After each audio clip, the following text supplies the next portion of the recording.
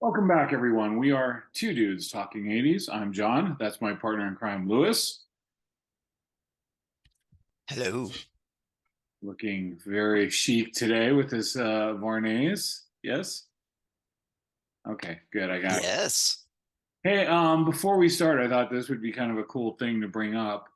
For those that are into 80s thrash metal, and particularly Bay Area thrash metal, the band Forbidden, I guess, has been well, they call it reborn, I think is the term they used. And they're going to be back on the scene, which is a great thing. There's so many of those 80s thrash bands from the Bay Area that came back. This one's especially interesting for me or special to me because the new singer in question is actually Norman Skinner. So applause to Norman, and absolutely. for those that don't know, Norman and I were actually in a band together for many, many years, and that was kind of his first kind of professional start into music. And it's nice to see that he stuck with it, and it's nice to see that he's doing well. And God, I guess his first gig was going to be with Forbidden in Belgium. Absolutely awesome, man. So very, very cool. So I'm very, very happy for him. Good job, Norm. I am too. I don't know if we'll ever see this, but hey, somebody let him know. Today we're going to talk about something that it's kind of a lost art form, right? In this day and age of the short attention span. When we grew up, 70s, 80s, all our TV shows had really cool theme songs, and they'd have long intros, and we could actually sit through them. Like today, like for example, the other day I was watching Reacher on Amazon, and it says, "Oh, do you want to skip the intro?" I swear to God, the intro is like Reacher, and you hear like a little lightning, and it's gone. It's like I didn't even have time to hit skip before that thing is gone. So we had a lot of great shows with a lot of great music and a lot of great theme songs. So that's what we're going to talk about today. Our favorite 80s television show theme songs. That was a mouthful. So, Lou, why don't you start us out, my brother?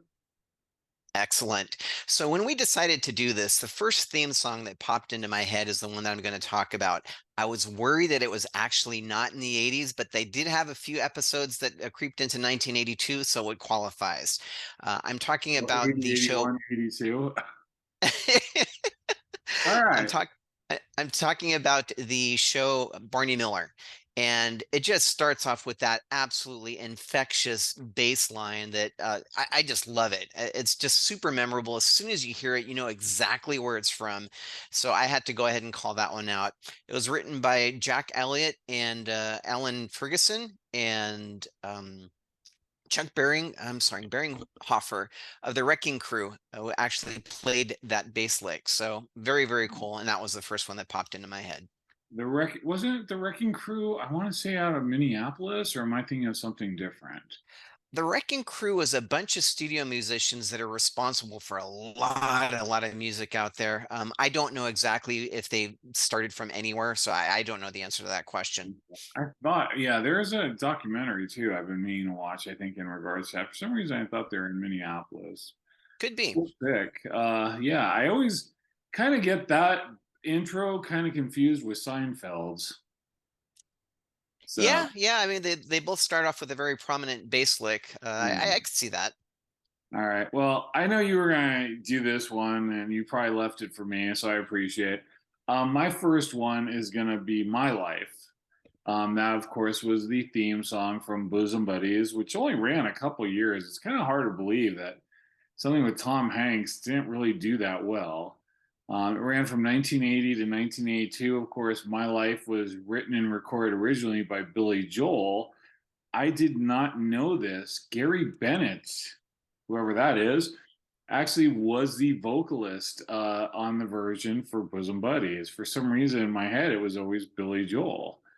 Um, and if you didn't see it back in the day, unfortunately, you're probably not going to hear My Life anymore because the DVD versions and streamings uh, actually included or changed it to what is it? Shake Me Loose by Stephanie Mills, which is really sad because I hear My Life, and I picture the visuals from that intro for Bosom Buddies, you know, catching the ball behind the back after you shot it off the steps, and you know, pushing him back while he was drawing and all that stuff, and you know, throwing up the produce, catching it in the bag. I mean, that song and those visuals to me are just ingrained, and it's sad to think you won't if you purchase the DVD, which I have, and I think I purchased it for you, probably still in cellophane.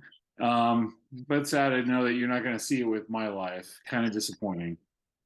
It is, John, and it's funny because it was on my list and I did the research on it, and I was in such disbelief that it wasn't Billy Joel's version of it that I had to go onto YouTube and listen to it. And after I listened to it, it's like, they're right. It wasn't. And I could not believe it. But yeah, really good call out. I love the song, period, right? Even not associating it with the series, which again is very shocking that it only ran for 2 years. But it's a great, great song.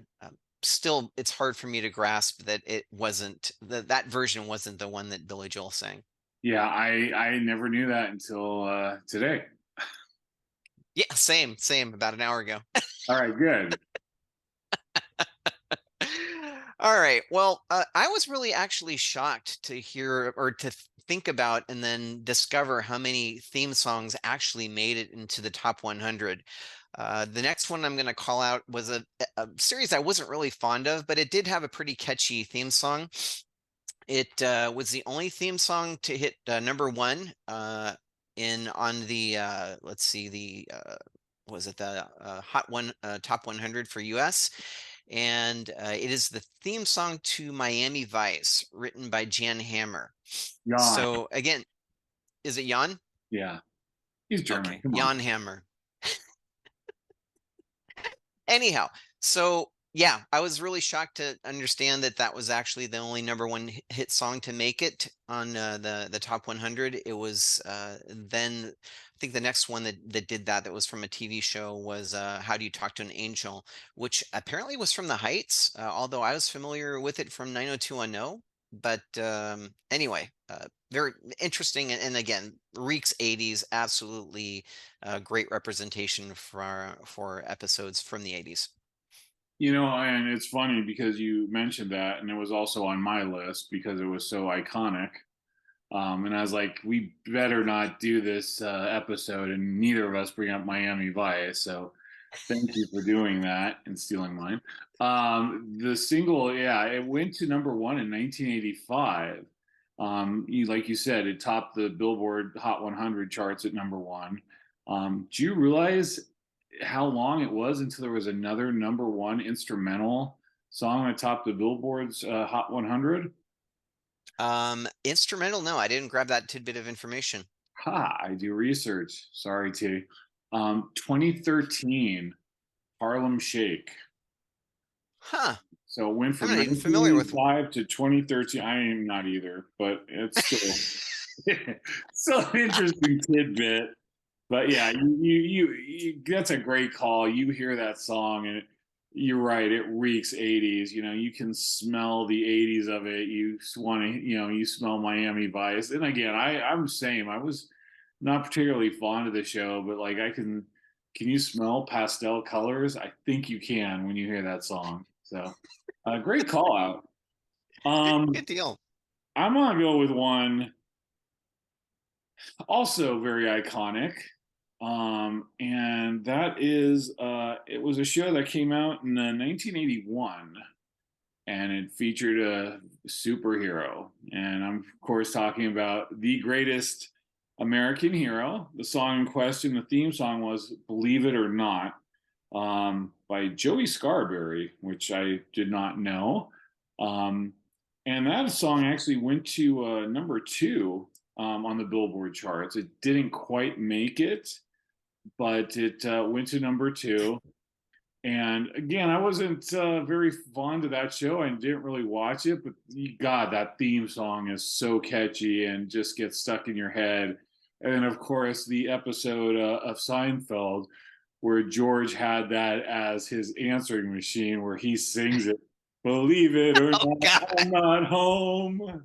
You know, it's just it's such a classic song, and you can't tell me if you ever hear it once, like, it's not stuck in your head. So, great job. I think it lasted far longer than the actual series itself in terms of being relevant, and just a great song. It is a really good song. I had that one on my list as well, and it was written by Mike Post and Stephen Geyer. Mike Post is actually somebody that's a force to be reckoned with, apparently, as far as music theme songs. Or I'm sorry, TV show theme song. Let me try that in English. TV show theme songs go. He popped up on my list a couple of times. I had never heard of the guy until I did my research this morning. So yeah, really good pick. I Absolutely. don't swear by it, but I think Mike Post, I want to say he did LA Law too. He did do LA Law and a few others again that are on my list. All right. Well, cool. All right. Oh, I'm up next again. Here we go. All right. So let's see. So the next one was a quite popular series, went from 1982 to 1993, and it was a place that everybody knew your name. And I am talking about, of course, Cheers and the song Everybody Knows Your Name. It was written by Gary Portnoy and Judy Angelo, and it premiered on Cheers. After it seemed to get some success going, Portnoy actually went into the studio and recorded a longer version that ended up hitting the Billboard Hot 100, reached 83. He also wrote theme songs for Punky Brewster, Mr. Belvedere, Air Supply, and Dolly Parton. Wow. Look at you with the research. Because ever since I mentioned that T thought you did the research on this, you're going to town on it. Uh, I gotta keep my title, man.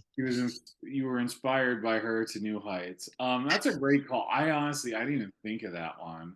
I've actually I went in, I saw the Cheers bar in Boston. I heard it was closed. I don't know if it's reopened now, but I remember seeing it. It was still closed when I was there the one time. But that's a great call.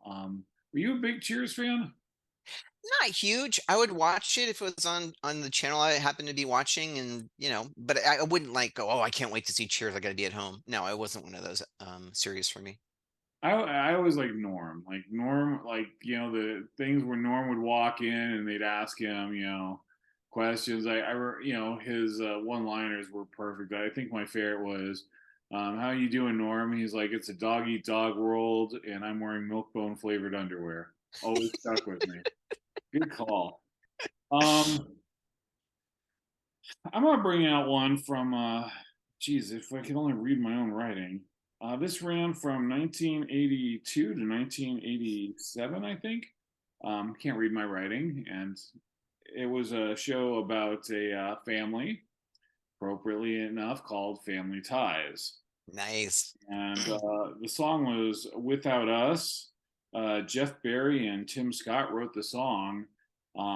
It actually was a thing I thought that was very interesting about this song, and I really enjoyed the song in the context of the show, is it was originally, I think, Dennis Tupano or something, and Mindy Sterling actually recorded it. And they only used their version for the first 10 episodes.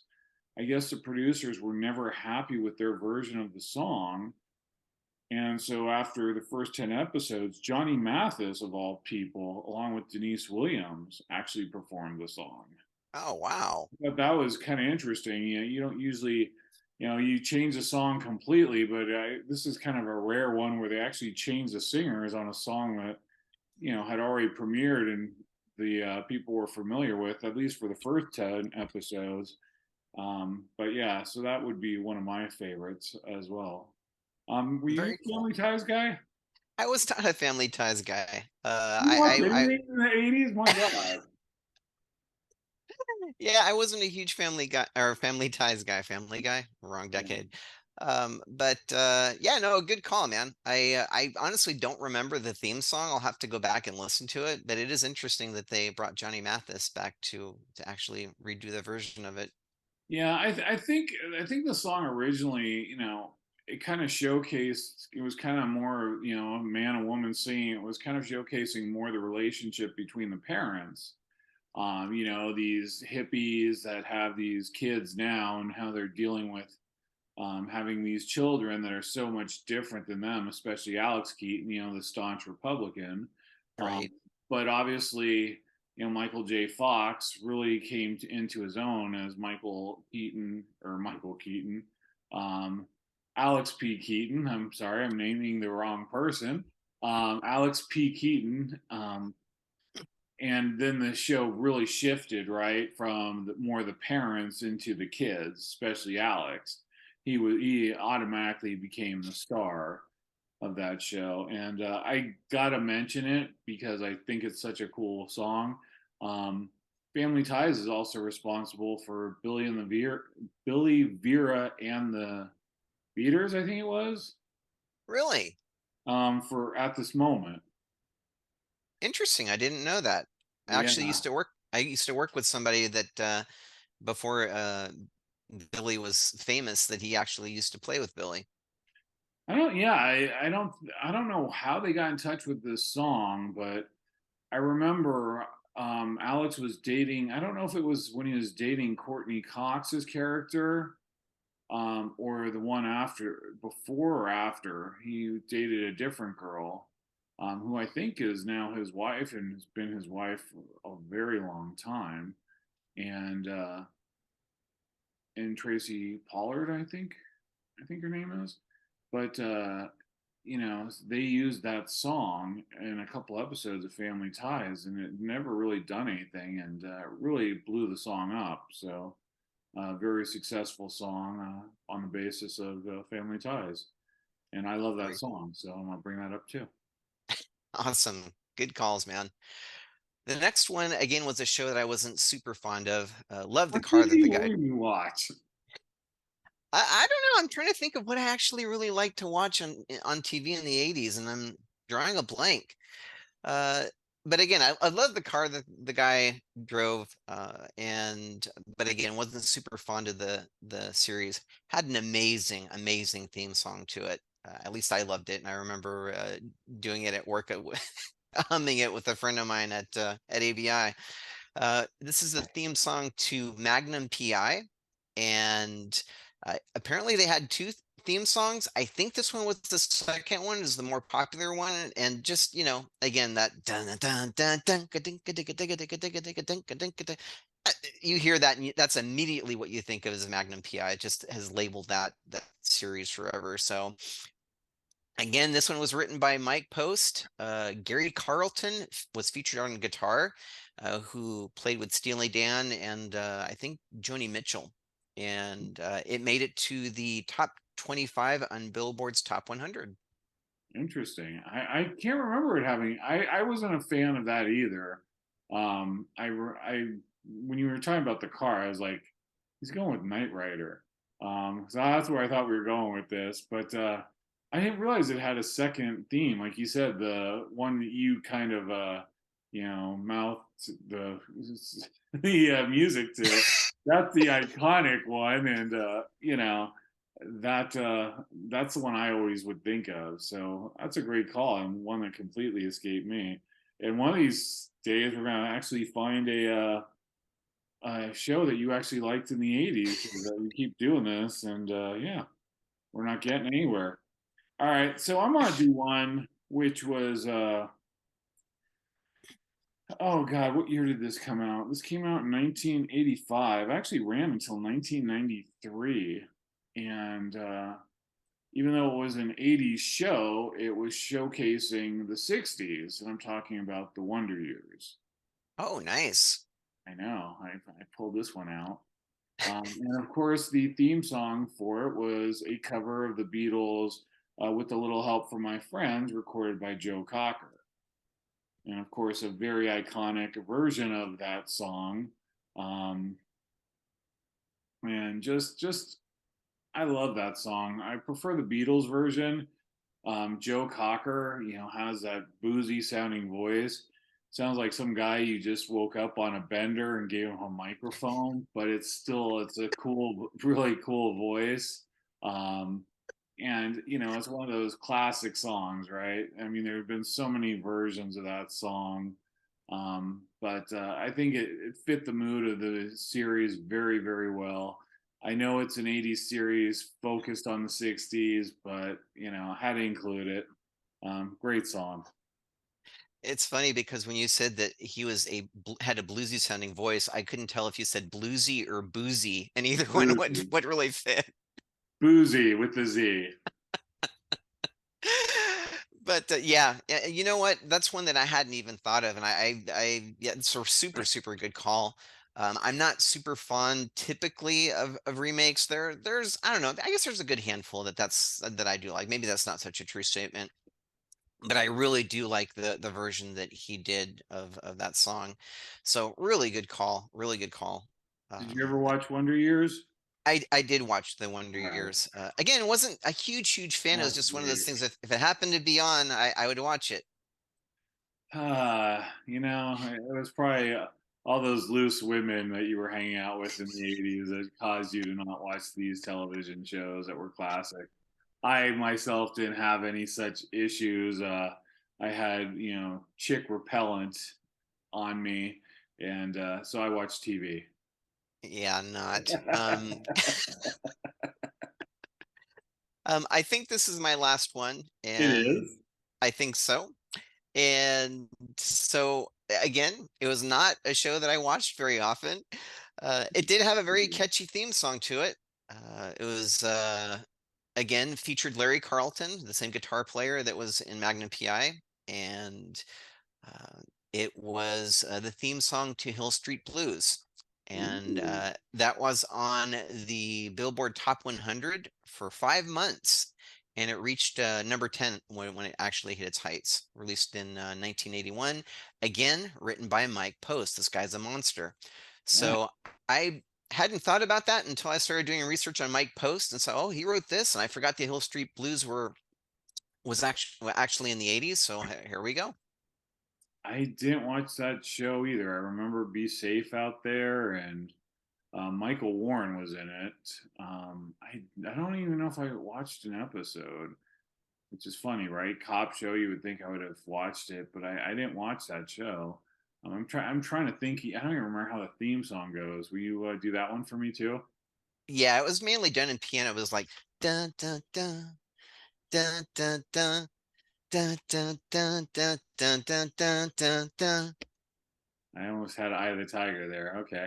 Um, yeah, Mike. I see Michael Warren to me. I always think of him as he was in that movie with the Gabe Kaplan in the late '70s, Fast Break, and he was preacher in that movie.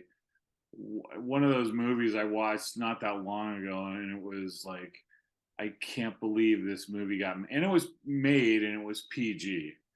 I remember going to see it at the Hillsdale Cinema, and that was back in the day when you could stay and watch the movie a second time. And I remember seeing it with one of my buddies, and we stayed and watched it, the movie a second time, and good times. But yeah, I don't know anything else about Hill Street Blues, so I'm talking about Fast Break from the '70s with Gabe Kaplan.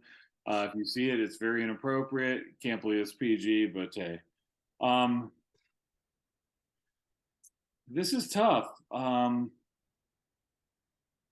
All right, you know what? I'm going rogue. I'm going to do two. All Because right. I am.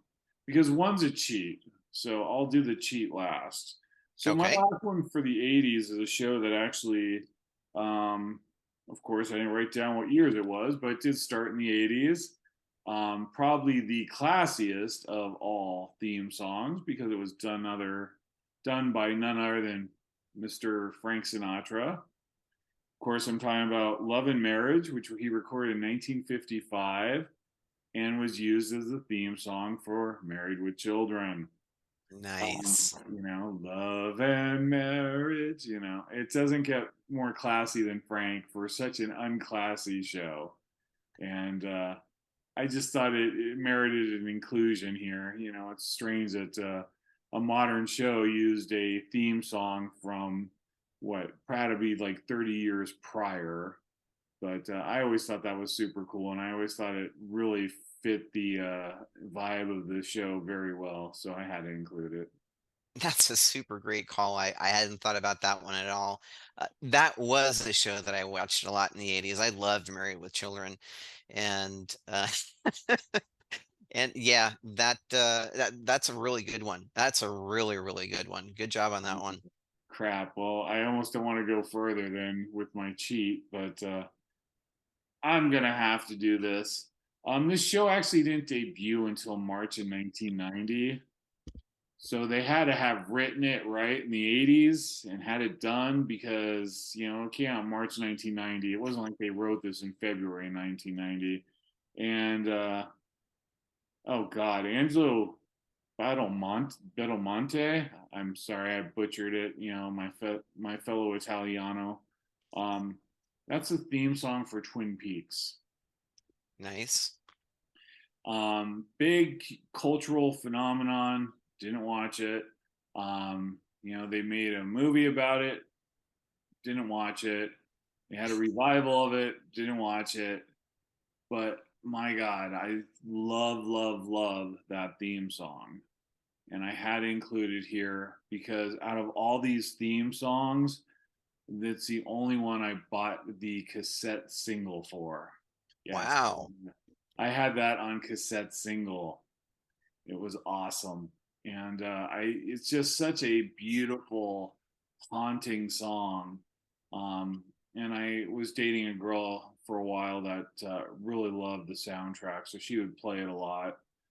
So of course, great experiences with music. You kind of relate it to great experiences, and this is a PG show, so I won't talk about some of those experiences. But I'm gonna say I'm very fond of that soundtrack. She got me into it, and like I said, I just think it's such a beautiful, haunting song, and I want to include it. And now I'm instantly regretting it because I think I could have just dropped the mic on Married with Children and gone out on a high note, but instead I'm gonna leave on a whimper because everyone's gonna be like, "That came out in March 1990." I get that. It was written before that, okay? And the show was probably done, so I'm gonna let it squeak by because what are they gonna do? Find me? Yes, our promoters are all going to drop us, John. Yeah. Oh geez. Brought to you by Diet Coke. I have no idea what the theme song to Twin Peaks sounds like, so I'll have to go and listen to it. It sounds like it was a big deal. It sounds like one of those things that as soon as I listen to it, I'll go, "Oh, that's what it was." Yeah. So I'll have to go and listen to it. They had two versions. One was strictly instrumental, and they had one with a female vocalist. I prefer the strictly instrumental one, but it's super cool. Highly recommend checking out that song if you haven't heard it. I'll be sending it to you in a little bit, and you'll be like, "Oh yeah, I remember that song." It's a badass song, and it was so close to the '80s. Like I said, I had to include it. How many people have still? I still have cassette singles.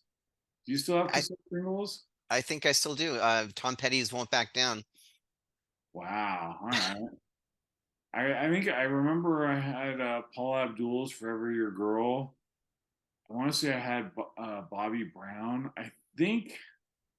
Oh God, I had Heathen. Heathen actually had a cassette single for "Set Me Free." Wow. Yeah, and I used to have that. If I remember correctly, and this was before they put just the like the cardboard cover on it. I think this was the first one I got was a Brian Adams one. It might have even been Heaven, and it was like a plastic. And it was red and just stamped on there, like almost part of the cassette that you flipped open. But yeah, that's what I remember buying first as a cassette single, and I don't think those lasted very long because a lot of times you buy an album, pay for a whole album because there was one great song on it, and they gave you the option of a cassette single, and you'd buy the single and then you wouldn't have to buy the album. So there's that. Right. Right. Yeah. All right. Did you have a bonus one, or did I kill everything? Sh- Sure, I've got a bonus one. Go for it, Lewis. You can take us out on a high note. I ruined it with Twin Peaks. I don't know that this is going to be a high note. I don't think you ruined it with Twin Peaks. Like I said, we really have nobody to speak to on this, so it doesn't matter.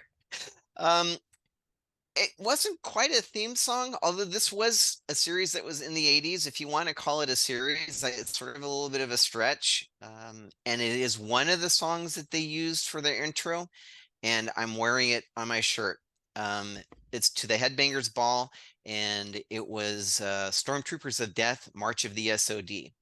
Wow. And I loved when they used that on their intro. Again, they used several different tunes, but I do remember that one, and I thought it was really cool. Very simple riff, very powerful riff. I always thought it was super catchy. And I didn't realize, you probably already knew this, but I didn't realize that Scott Ian and Charlie Bennett of Hang on. Anthrax, is it Benante, Um, or in Anthrax, that were in Anthrax were in SOD. I didn't know that. yeah, I did know that. Dan Lilker, who played in the original Anthrax, got kicked out shortly thereafter. Went on to form, oh God, Nuclear Assault. Was the bass player, and then Billy Milano, who had performed in local hardcore bands. But interesting because when we played my band, I think it was in 2000, we played at a festival called November to Dismember. And on the bill was SOD and Nevermore. And Nevermore didn't perform. And the rumor was, and I don't know if it was ever substantiated or not, it probably was, it's been a while, was that Billy Milano, for whatever reason, punched out Worrell Dane at the show. Oh, wow. So yeah, and then I did see. I don't think so. I don't think they performed that night or that weekend. However, I also did see SOD perform at Thrash of the Titans, which was God many years ago when all the bands, thrash metal bands from the Bay Area, primarily reunited to do a showcase or a benefit show to help Chuck from death and you know, oh geez, what's the name? Chuck Billy from Testament. Geez, I'm drunk. You know, this is what happens when you get old, Lewis. This you will find this out. Uh, so I saw them perform at that, and that was the only time I think I was ever able to see them perform. Not really one of my favorites because I didn't really go too much for that hardcore sound, but that's a really good call, and I forgot that that was one of the intros for Headbangers Ball. I couldn't tell you who else did one, but I used to watch that show religiously, and that's an excellent call as well. I think you did end it on a high Woohoo! note. All right. Well, I think we're about done here today with our television theme songs. Thank you guys, as always, for watching. We greatly appreciate it. Love to hear the comments. What we miss? And please hit the like button, hit the subscribe button. Lewis, take us out, brother. Peace out, everybody. Thank you, guys.